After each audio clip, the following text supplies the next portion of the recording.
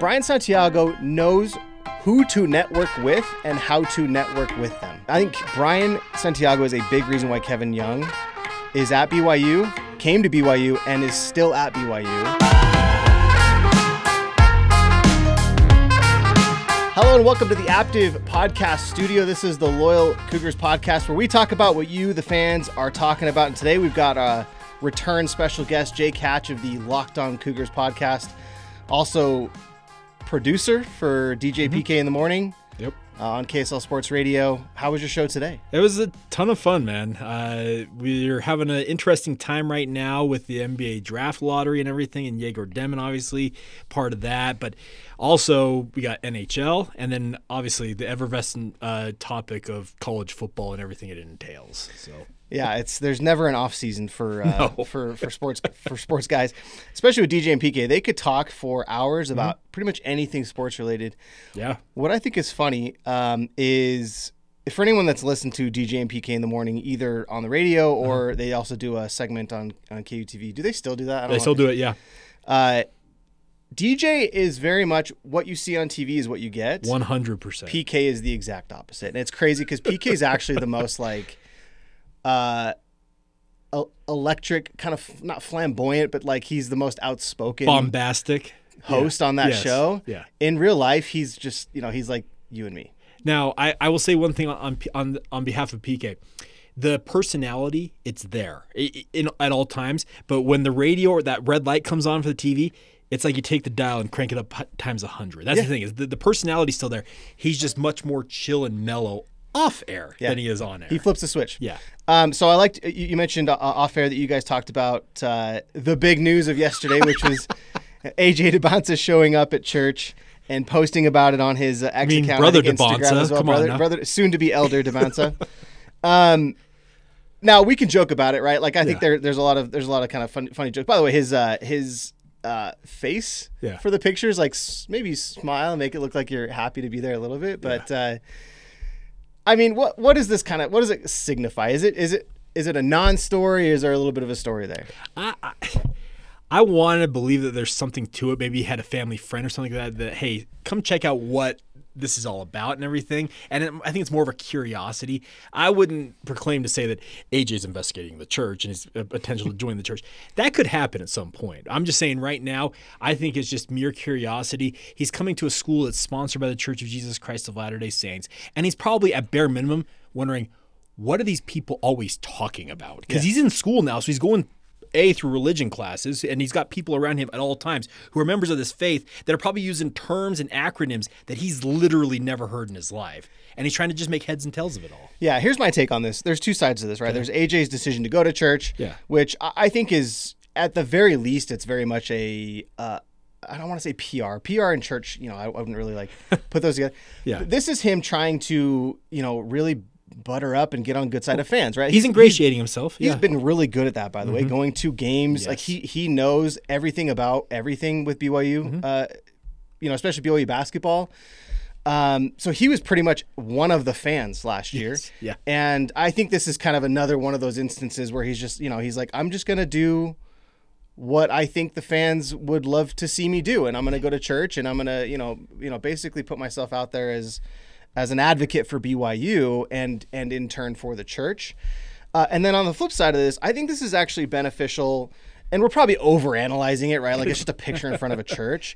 But like, I think it's beneficial for the church, not to say that AJ is going to be baptized or go on a mission or like, do even be an advocate for the church moving forward.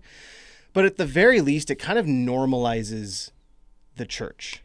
Especially because his following is massive, right? And it's a bunch of basketball, a lot of professional basketball followers and reporters and fans. And it just kind of normalizes this like view of the church. Like, oh, AJ's going to church. He's not a member of the church. He probably won't become a member of the church.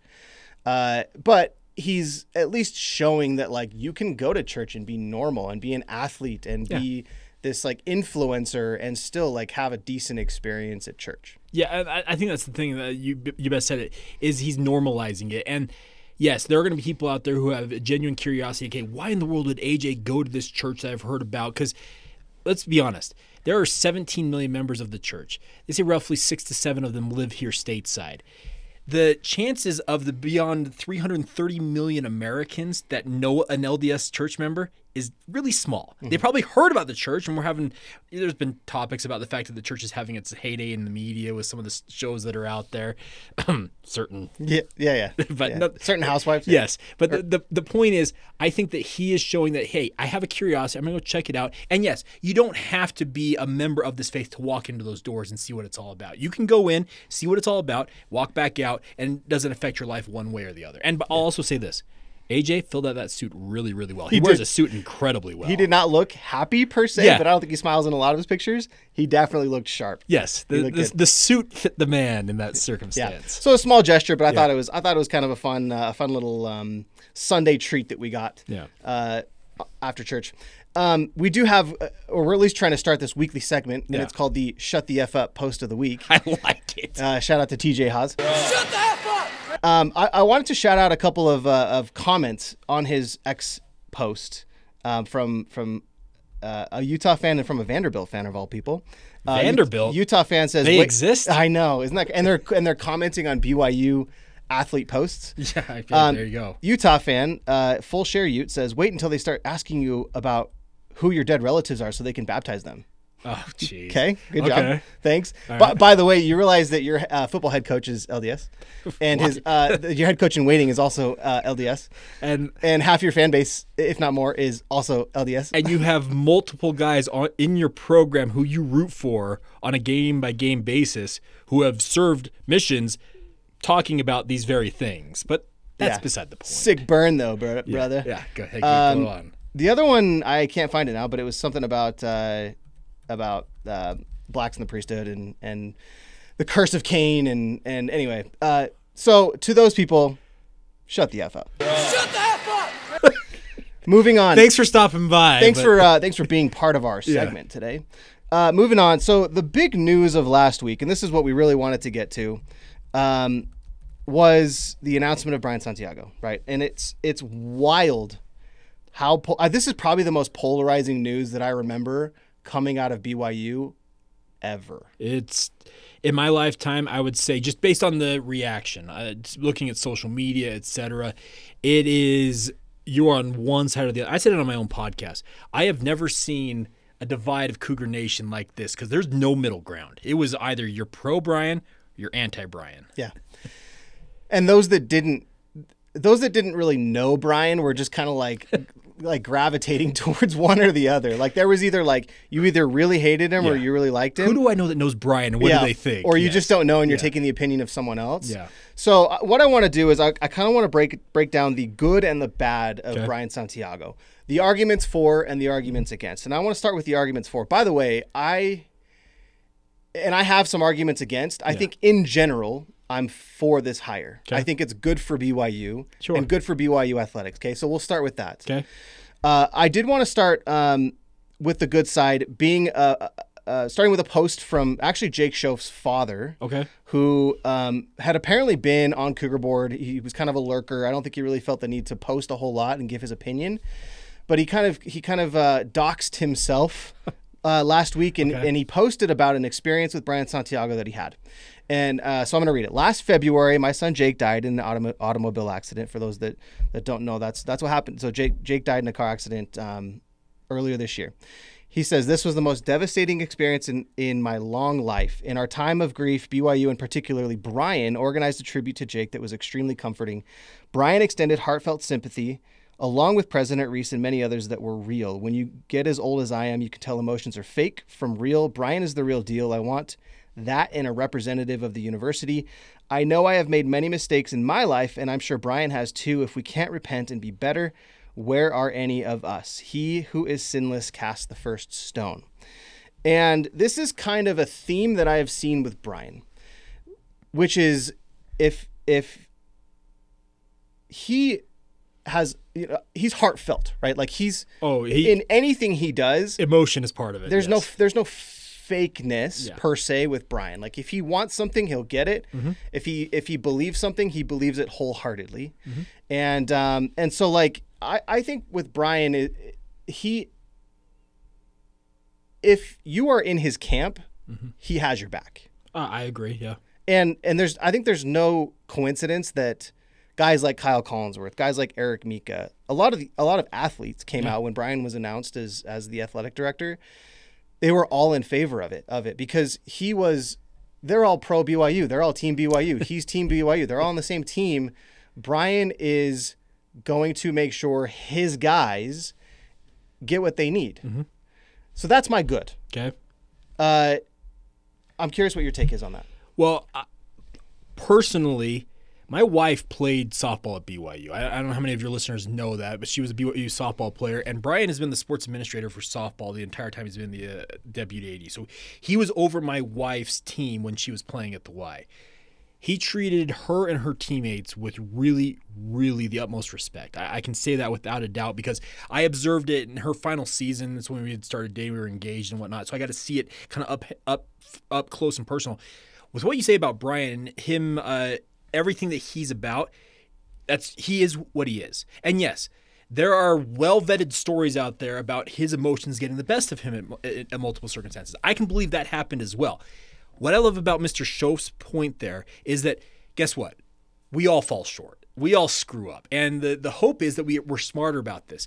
I was at the press conference when Brian spoke, and I could tell that he is super grateful to have this job. He has been hoping to have this for years. There's no reason why he stuck around this athletic department as long as he did. He wants to be the athletic director at BYU. I can tell you, Steve Cleveland talked about it on DJ and PK, that when Steve was coming to BYU, Brian begged him, take me with you. I want to get back to Provo because he was at Fresno State and everything. And I think the way Brian operates, yes, it may turn some people off based on past experiences with him. But the one thing I do know that he is capable of doing, because he's already done it, is he knows where the big donors are, and he knows how to get them on his side. Excuse me. He knows how to get them on his side and make sure that money keeps flowing into BYU's coffers. Yes, and that was going to be my second point, is that he networks better than probably anybody else at BYU, including Chad Lewis. And Chad Lewis is a fantastic networker. Brian Santiago knows who to network with and how to network with them. Yeah. Right? I think Brian's a big reason why, and we can get into Kevin Young a little bit later on. I think Brian Santiago is a big reason why Kevin Young is at BYU, absolutely. Came to BYU, and is still at BYU, and probably has lesser intention of leaving than he would have if it wasn't Brian at the helm. I would agree. And we'll talk about that in a little bit. So let's go to the bad now, because there is bad, right? Like, I think there's a lot of arguments, and again, this is why it's so polarizing. There's a lot of arguments against Brian Santiago. I want to start with my own experience, and it's very minor compared to what I've seen from others publicly and not publicly. My experience with Brian is very minimal, and I'll share one experience that I had with him. So I'm at a BYU basketball game. When I went to BYU basketball games, it was to shoot them, right? Yeah. I'm shooting from my camera for KUTV, so they can run highlights later on in the show. And you're on the floor, obviously. I'm on the floor, so I'm on baseline. So Brian's kind of walking around, and I think he's heading out the tunnel or whatever. And there's a female sports reporter. If anyone's familiar with the market in Utah, they probably know exactly who I'm talking about. There's a female sports reporter who's fairly new to the market. Probably been in the market a year or two, maybe 3 years. And Brian, by the way, had never introduced himself to me, and I don't really ever remember him having a relationship with at least anybody of my caliber. Got it. Okay. In the local sports market. Now, I wasn't a high caliber reporter, right? Yeah. Like I'm just kind of this, I'm like the fourth layer of sports reporters and anchors at KUTV. Sure. Like I'm essentially a nobody at KUTV that has a camera on my shoulder. So I wouldn't expect Brian to take the time to introduce himself to me. That said, he came as he's walking out of the tunnel, goes straight over to this female reporter who's 7 years younger than me, has been in the market less time than I have, and does virtually the same thing but for a different station. Like as far as like level of where she is on the totem pole. Yeah, on the totem pole. About the same level. Introduces himself to her, has a great conversation with her. I'm not going to say flirty because I just don't think that's. I don't know if that's the case. Like I'm not going to judge his intentions, but the fact that like he's having this conversation with this brand new reporter and nobody else on the floor. Yeah. And then after the game offers to carry her equipment back to her car with her. Interesting. Like super nice stuff, right? Okay. Like you'd be like, well, he's very helpful. Like he's very thoughtful. Yeah. But for nobody else, right? So it's like, to me, that experience, and this is probably unfair to like say this is who Brian is as a person, but like this was the one experience that I had, showed me that like he's very calculated with who he interacts with. 100%. And again, it goes back to his networking. Yes. He knows who to talk to get his agenda across, and how to talk to them and who to establish relationships with to get what he wants out of a situation. There is a prevailing notion that if you can do something for Brian Santiago, he is going to be your best friend. Yes. If you cannot, you are whatever. You just move along. Yeah. I don't necessarily believe that's 100% the case, but kind of those interactions. Brian, as you mentioned, he knows when to talk to somebody, who to talk to get what he's ultimately going for. And let's be honest, he's brought in maybe the best coach in recent memory in BYU basketball history. And here's the thing, Dave Rose, Mark Pope, they've all been really, really good coaches. But what Kevin Young is poised and appears he's poised to do here, Brian Santiago, BYU owes a lot to his work to get him to Provo in the first place. And yes, the money to pay that, to get him to BYU, guess who had to go out and fundraise that? Brian Santiago. So I think that in his role as athletic director, and especially in this day and age of college sports, where money, sadly, it prevails over all, he is perfect fit for what BYU needs right now, and that is a guy who can go out and get these big money boosters to keep flowing money towards Brigham Young University. Yes, and I would even argue that like some of these cons, like the one I just shared, where he'll talk to people that are going to help him move his agenda.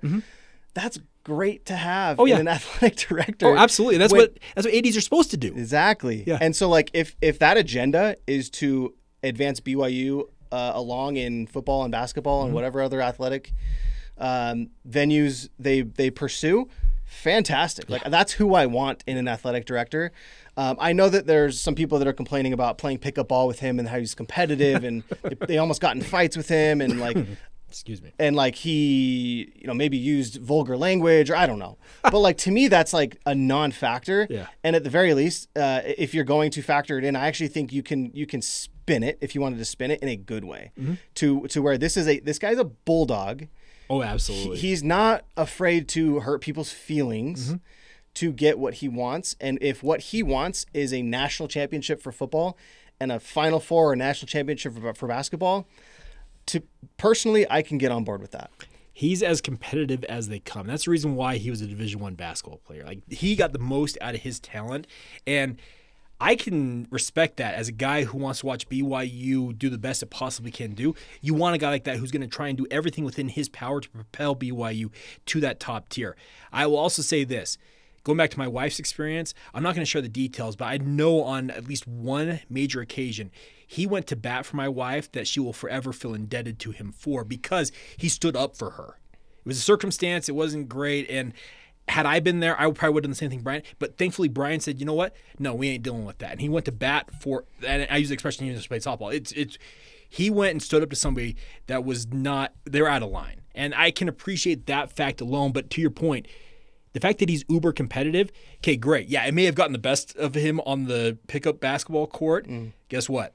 I think that mentality, that win-at-all-cost mentality, could benefit BYU in a big way. Yeah. The only thing now moving forward that you have to worry about is that he can be kind of a loose cannon, right? And so, like, you don't want another Mark Harlan situation at BYU. And here's the thing. I can't guarantee that wouldn't happen. I know. And I know that sounds really bad to say, but it's emotional. And what Mark Harlan did was completely out of line. And should the SID or somebody have reined him in? Abso-freaking-lutely they should have.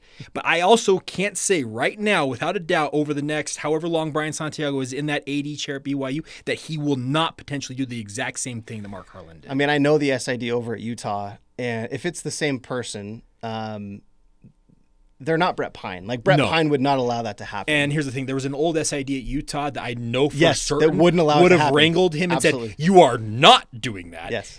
The current SIDs apparently did not hold the same sway. And I'm with you. Brett Pine, more likely to be like, Brian, no. It's not happening. Yeah. And honestly, Brian, I think trusts the SIDs to rein him in. Like, I think he would have that trust in them to listen to what they say.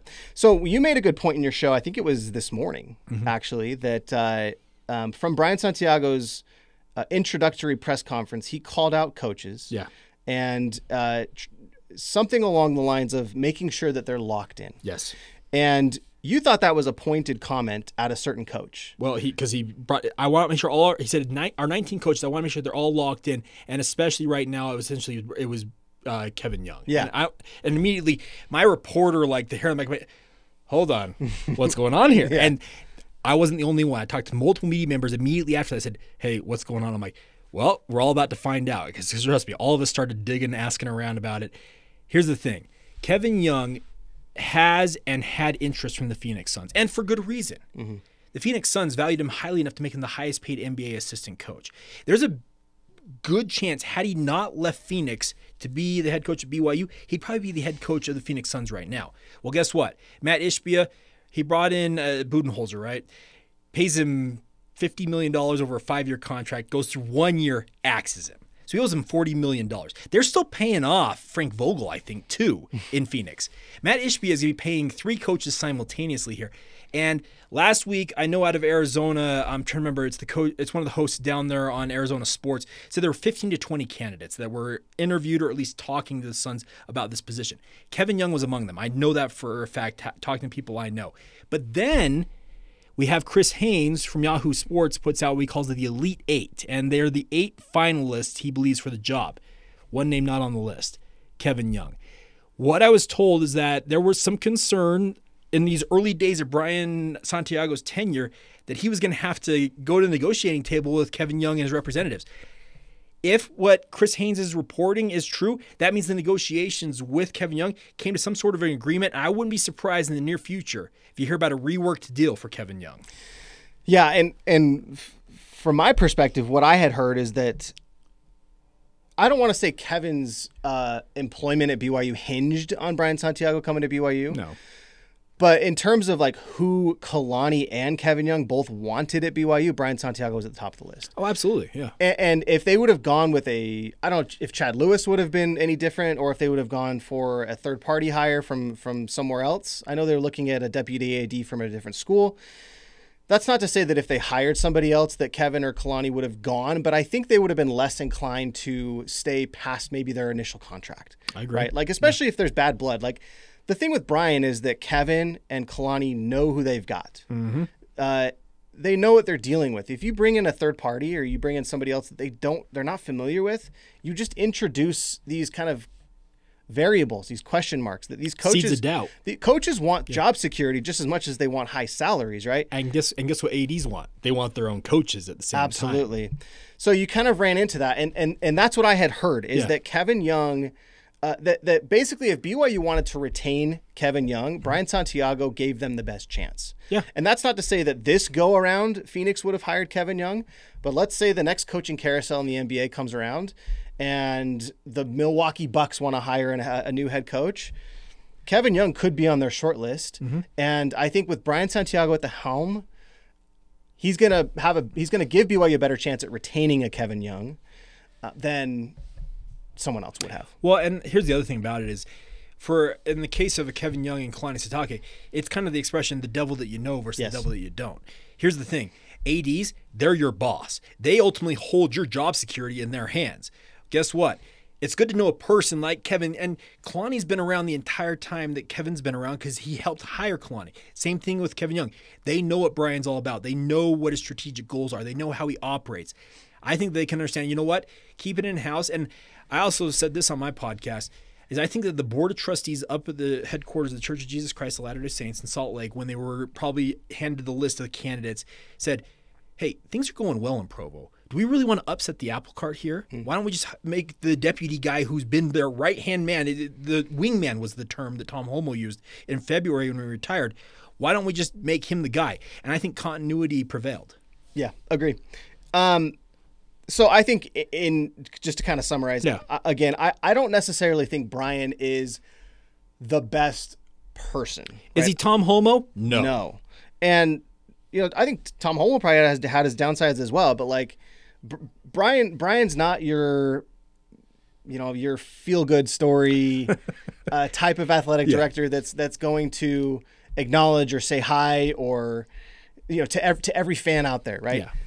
Now he may turn into something like that, but like that's not what he is now. So I don't think he's the best person per se. I think he's the best person for that job. Mm-hmm. Yeah, that's kind of my take on Yeah, that. see, and I agree with you on that because here's the thing. Do I expect Brian Santiago come Halloween to be dressed up? No. That's just not Brian's personality. It was Tom's personality. Tom had a really unique ability to make literally everybody around him feel like they were like the best person best version of themselves. That's the way that Tom operated. Mm-hmm. Is that Brian's? Probably not. But here's the thing. Both can be effective in that role by operating the way that they know how. And I asked the question, I was at that press conference, I asked the question to Brian, how are you going to differentiate yourself? He said, well, I think a lot of people are going to think I'm Tom and Tom is me. We're different, but we've always worked in sync together and it's worked well. Now he gets to try out a few ideas of his own. Will some of them flop? Inevitably. That's just part of the deal. But I think at the same time, he understands what BYU is all about, how things work at BYU, more importantly, and he's not going to go out and try and completely reinvent the wheel. This episode is brought to you by Aptiv. Aptiv believes that every home should be enjoyed. They tailor their pest control treatment plans to target pests when and where they're most active. Plus, if you see pest activity between treatments, Aptiv will return to take care of the problem at no additional cost. It's their way of making sure every customer is satisfied and every pest is controlled. If pests stay away, Aptiv is why. Visit AptivPestControl.com/Loyal Cougars or call 844-966-4787. Mention this promotion to get your initial treatment for just $29. That's AptivPestControl.com/Loyal Cougars or call 844-966-4787. Terms and conditions apply. Get home field advantage with Aptiv. Looking to get your brand in front of BYU's most engaged fans? The Loyal Cougars podcast and Cougar Board are your perfect match. Cougar Board is the largest online community of BYU fans with thousands of posts every day. The Loyal Cougars podcast is the official podcast of Cougar Board, and we have sponsorship opportunities available for both the podcast and the site. Contact us at sponsorships@loyalcougars.com, and we'll help your message hit home with the Cougar faithful. Again, that's sponsorships@loyalcougars.com. All right, shifting gears now to football. The over-under for win totals came out this last week, and I'm trying to remember who was it that put them out. Well, Circus Sports has had them. FanDuel has them. Every sportsbook has got them out there, and the consensus for the most part about BYU is it sits at 7.5. Yeah, so BYU's at 7.5. They are tied for fourth in the Big 12. And I get it. These aren't rankings, right? Yes. But there's three for some reason didn't save. There are three teams that are 8.5 that are totaled 8.5. Texas Tech, Iowa State, and is it Arizona State? I think Arizona State, yeah. So those are the three. BYU is one of I think 4 teams that are 7.5, including Utah. And then I'm trying to remember the other two. But the question then is that high? Is that low? I know in your show you mentioned it was high. But I wanted to hear your kind of reasoning. And I actually wanted to go through the schedule as well to look at, the obvious wins and the obvious losses and then the toss-ups. Now, let me say, I actually thought it was low because I think 7.5 for this BYU team, they should be able to clear that. Based on what they did last year and obviously the talent returning, you got a starting quarterback, you got your running back, you got a bevy of wide receivers. You look at the defense. This defensive line looks like it's better than last year's defensive line just based on the talent alone. Linebacking core is elite. I think the corners and the safeties, everything about this screams to me that BYU, I would have set the over-under at 9.5. That's where I would have set it because I think this BYU team is poised to do some really special stuff. So for me, it's an easy pick to pick the over. Yeah, it just feels like, by the way, it was Arizona State, Kansas State, and Texas Tech. Oh, okay. Got it. That were 8.5. BYU, Baylor, Iowa State, and Kansas, and Utah. So 5 teams actually at 7.5. So there's 8 teams within a game of each other. Yeah, on that. in the sports betting world. The thing is, I think these kind of Vegas odds, they really want to entice you to bet, right? So they're gonna put.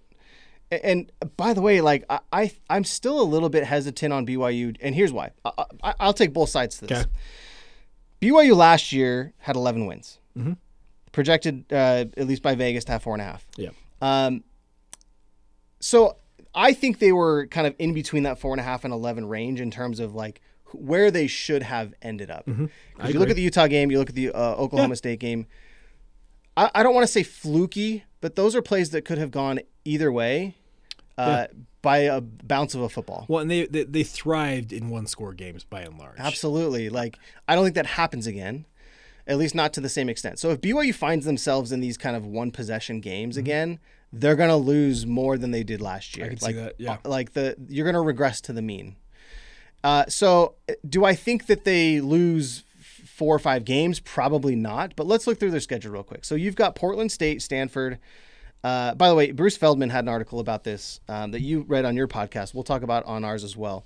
But let's go through the schedule. Portland State, Stanford, at East Carolina, West Virginia at home, TCU, UCF. 1, 2, 3, 4, 5, 6 to me should wins. Yeah. I'm not going to say locks. Yeah. They should be wins. Yeah. You have 2 pretty confident losses, I would say, unless BYU can, run the table. And if they do, then you're talking about national championship and playoffs. Yeah. At Iowa State, at Texas Tech. Yeah. Then you have your toss-up games. So if you win 2 of these toss-up games, you've hit the over. You've hit the over. Yeah. At Colorado, which you're on the road, so it's a difficult scenario. It's early enough in the season that Colorado probably will still be unsettled with their quarterback situation, and there's still a bunch of turnover. We had Brian Howell on with DJ and PK. You know how many players are currently on Colorado's roster? How many? 73. Wow. They have a lot of spots to fill. You're working with bare bones material, speaking of that, for Colorado. And I know you have to go to Boulder. I get all that. And the environment and what Coach Prime has brought to Folsom Field, it's really made it into a really, really nice home field advantage. I still think it's early enough in the year, and the unsettled nature of what Colorado's dealing with in the aftermath of the Shador and Travis Hunter era, I think it's a good time to catch Colorado. Yeah, I will say that they seem to play well early in the season, and then they kind of tail off at the end. But I put that as a toss-up only because it's on the road. It absolutely should be a toss-up, yeah. I don't think Colorado is going to be as good as they were last year. Obviously, they lose their Heisman candidate. They lose a top 5 round quarterback, not top 5 overall.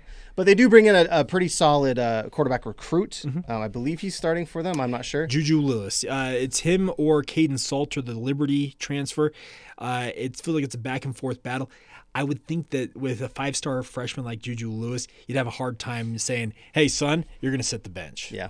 And we'll break down the Colorado game a little bit more later in the year. But I have this as a toss-up. I have at Arizona at a toss-up as well. I actually think that's probably the most winnable toss-up they have. Agree. Utah at home, I think the rivalry game is always a toss-up. Oh, jeez. And you just don't know if, like, last year's Utah team, this is kind of like battered fan syndrome, I think, to some extent. Like, was last year a fluke? I get that they've won 2 in a row, but, like, last year felt like very much a loss up until the final minute of the game. Now they are at home. BYU tends to play really well at home, especially against Utah. So I still have that as a toss-up just because it's a rivalry game. And then at Cincinnati, again, another road team, another road game against kind of a middle-of-the-pack Big 12 team. Should be a win, but probably still a toss-up. So if you win any 2 of those games, you've hit the over. And I think that's a fair assessment of where things stand, because there are 6 games on there that I can very clearly say if BYU doesn't win those 6, we're talking about a wholly different looking season for BYU. But the other side of it is, going to Iowa State the week after Utah, that's killer. Like, hey, here's your biggest rival. And by the way, talk to BYU coaches, talk to Utah coaches. The game last year, the week after that, both of these teams struggled because of the emotional, the physical, the toll it takes. It's unlike anything else. In many respects, I think these coaches would like to have that bye week immediately after that Utah game and be able to kind of recoup and just get back to it. But having to go to Iowa State, that feels like a scheduled loss. Yeah. It's like an NBA back-to-back. They're like, you know what? We're playing in Minnesota tonight, and then we got to travel, and we're playing in Golden State the next night. You know what's going to happen the next night in Golden State? You're probably going to lose. And that's what it feels like for Iowa State. Texas Tech. If everything that Texas Tech has done in the transfer portal is legitimate, and they have hauled in all kinds of talent, if it comes together, Texas Tech is going to be one of maybe the best team in this league. But if it doesn't go well, like we've seen with BYU and Utah with mass roster addition via the transfer portal, could they be floundering a bit at that point? That's one to keep an eye on. On paper, it looks like an L, but it's still, for me, there's some question about how can you really get all these guys on the same page in a very short order and get them playing at peak capacity. Yeah. And if Tech was at home, I would feel a lot better about it. I think BYU just on the road, at least recently, like they seem to be just a different team. Even when they look like the better team, they seem to kind of flounder a little bit. And so I'm not sold on any road game, but especially at Iowa State and at Texas Tech. Nor should you be. It'd be great if BYU could schedule a bye week before and after the Utah game. It'd be fantastic. But I think if I were to pick one or the other, I would have it be before, and then maybe schedule a West Virginia. And I get that they're not the ones scheduling this; it's the conference. But have like a West Virginia or UCF at home after the Utah game, not go on the road.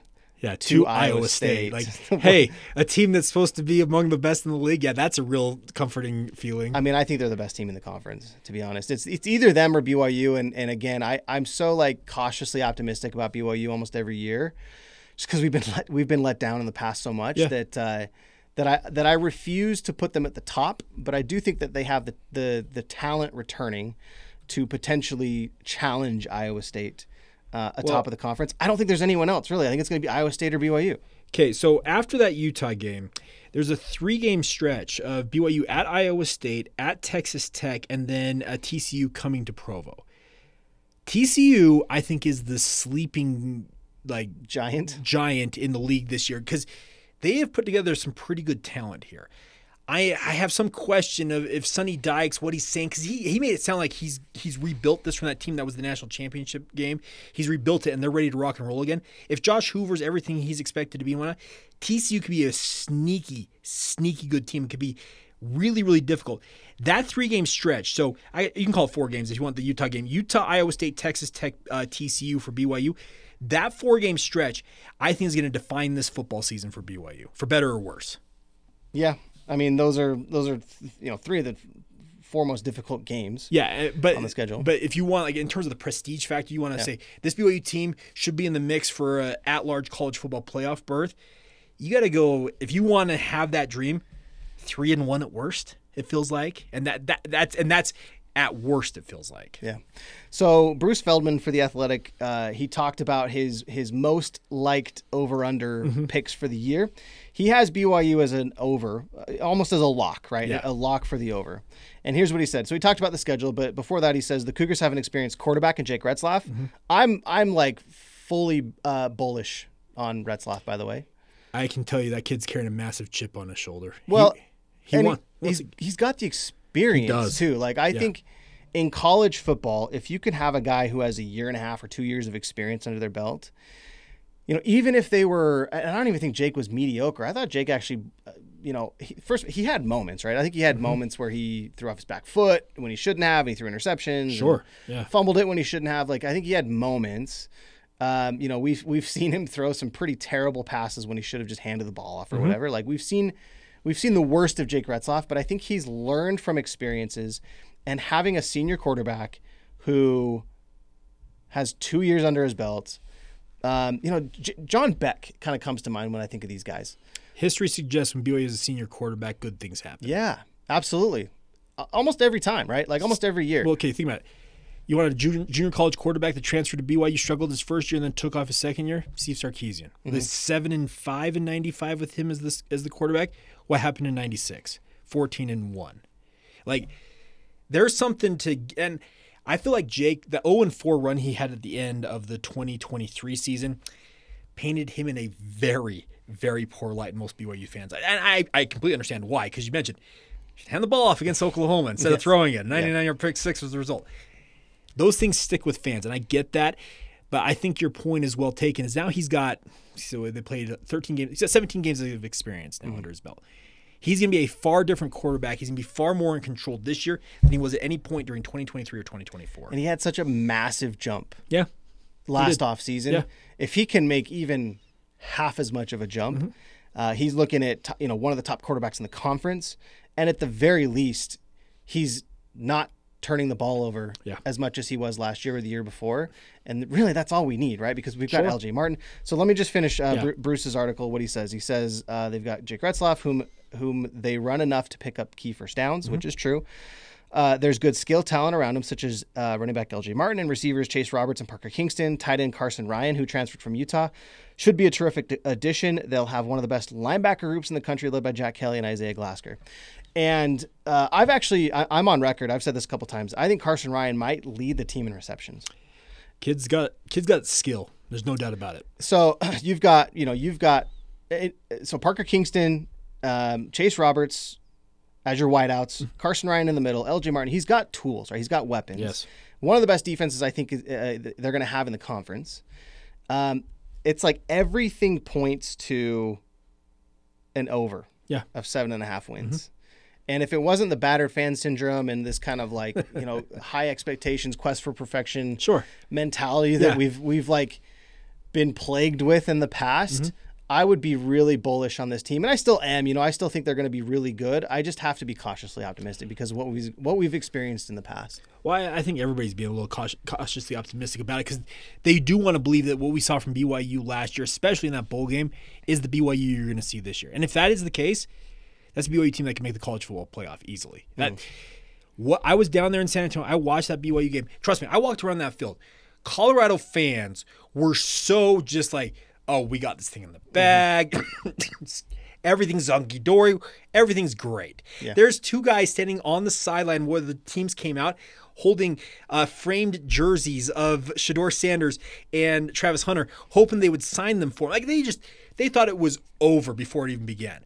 BYU comes out and they took that disrespect card and said, you know what? Let's go punch him in the mouth. It's exactly what they did. And I'm telling you, it's an open-air press box in the Alamo Dome. Colorado fans' sideline was right in front of us. Those Colorado fans got quiet real quick, and they never really got back into it. Yeah. So if we can see that BYU for 11, 12, 13 games next year, I'll feel a lot better. But until then, we'd have to just kind of be cautiously optimistic. Let's see, today's 96 days away from the start of college football. We're 103 days away from BYU starting. So a long way to go. And that's the thing about it. We're prognosticating what's going to happen months from now and trying to make heads and tails of it. I tried to prognosticate last year, and I said last year, I was on the record time and time again, 6-6. You get to a bowl game, life's good in my world. All of a sudden, they roll out to a 9-0 start. You're like, what is this? Yeah. Like, is this manna from heaven? Like, that's exactly what it felt like. So enjoy this season. The pieces look like they're there. Now they got to put it all together. Agree. All right, Jake, thanks for hopping on. If you want to watch Jake daily, head over to the LockedOn Cougars podcast where he hits BYU topics every single day. I don't know how you do it, but very carefully. It's very impressive how you're able to do it. And then also produce for DJ and PK in the mornings. If you're not listening to that show on your drive to work, head on over to KSL Sports Radio. KSL Sports Zone. Or 97.5 The Zone. Yeah, go to KSLSports.com. It's the easiest way to get to it. Yep, and hit up some of that content. If you like what you heard on this show, please head over to our YouTube channel, Loyal Cougars Podcast. Hit subscribe, hit the bell, like this video so we can keep the algorithm going. That'll do it for us today. This is the Loyal Cougars, almost said LockedOn Cougars Podcast. Hey, it's a collaboration. I mean, it might as well be the Locked On Loyal Cougars Podcast. This is the Loyal Cougars Podcast. I'm your host, Jake Edmonds, alongside Jake Hatch. See you next week.